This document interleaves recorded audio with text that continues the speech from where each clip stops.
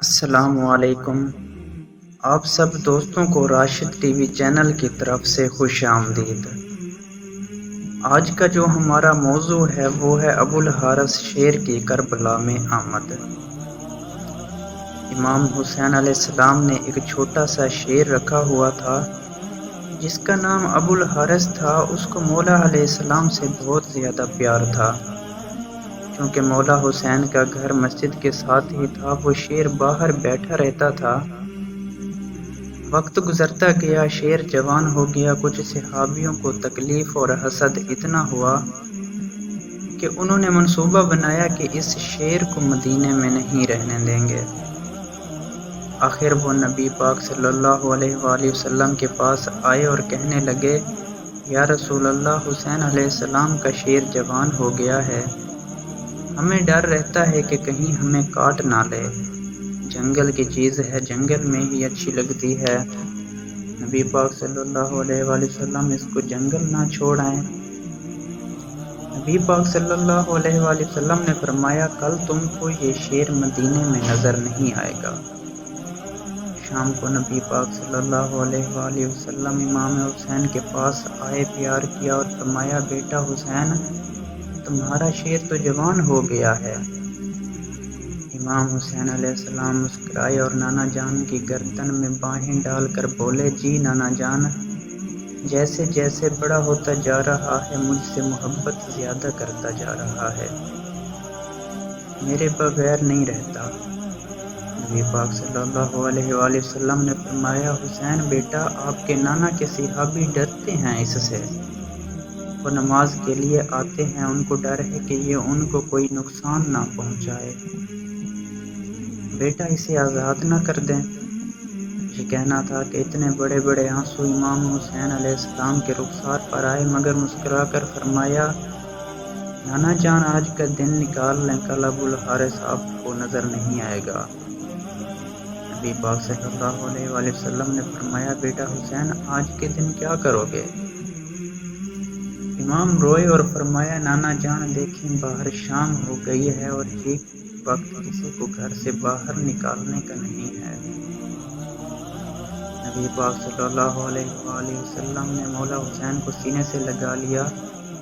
جب مولا تہجد کے وقت شیر کو خوراک دینے آئے تو ابوالحارث نے کہا، مولا علیہ السلام آج اتنا جلدی احسان کیوں؟ مولا نے ساری بات ابوالحارث کو بتائی۔ ابوالحارث نے کہا، ٹھیک ہے میں جاتا ہوں، پر ایک شرط ہے، پھر ایک دفعہ ملاقات ضرور ہو۔ امام علیہ السلام نے فرمایا، تاریخ یاد کر، سن 61 ہجری 10 محرم میدان کربلا کے ٹیلے کے پاس سے تمہیں ایک آواز آئے گی، بس اس آواز پر چلے آنا، مجھ سے ملاقات ہو جائے گی۔ ابوالحارث نے کہا، مولا آواز کون دے گا، آپ دیں گے؟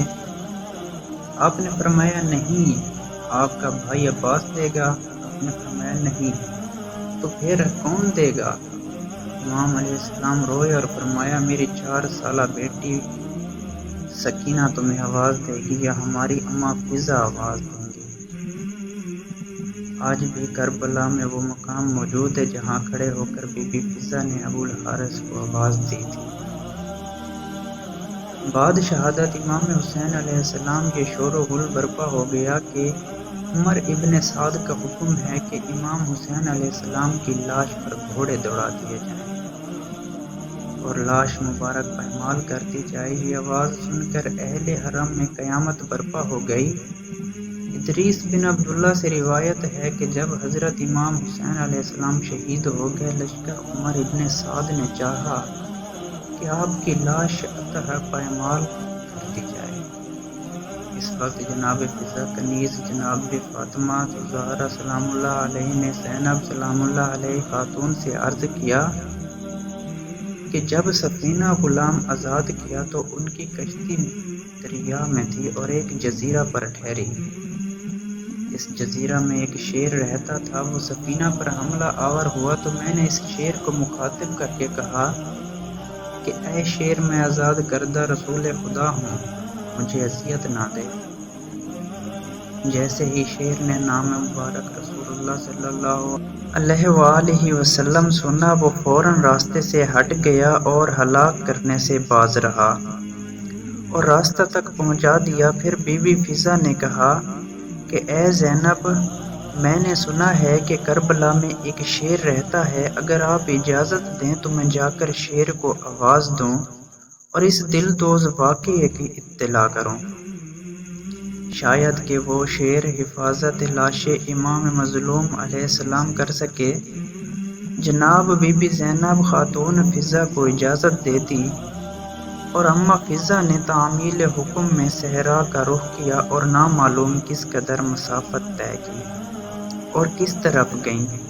بہرحال شیر تک پہنچیں۔ شیر نے دیکھ کر چنگھاڑ ماری، مگر اماں فضہ نے بآواز بلند فرمایا کہ اے شیر، کیا تجھے معلوم ہے کہ یہ لشکر آدھا سلطان دین و دنیا صبت رسول خدا صلی اللہ علیہ وآلہ وسلم حسین ابن فاطمہ کی لاش کو پامال کرنا چاہتا ہے؟ جیسے ہی شیر نے جناب فضہ سے یہ سنا، قتل گاہ کی طرف چلا، لاش امام مظلوم کے نزدیک پہنچا اور بحسرت نظر ڈالی اور پھر اپنے دونوں ہاتھوں کے درمیان لاش مطہر کو لے لیا۔ اس حیوان نے خون امام حسین علیہ السلام سے پیشانی رنگین کی اور روتا رہا۔ جب کوفی لوگ گھوڑوں پر سوار ہو کر لاش امام حسین علیہ السلام کو پامال کرنے آئے، دیکھا کہ شیر موجود ہے، گھوڑے وہاں نہ ٹھہر سکے اور بے قابو ہو کر بھاگ نکلے۔ سواروں نے بھی پلٹ کر نہیں دیکھا۔ جب اس واقعے کی خبر عمر بن سعد ملعون کو ہوئی تو کہنے لگا کہ اس کو کسی پر ظاہر نہ کیا جائے، یہ ایک فتنہ ہے۔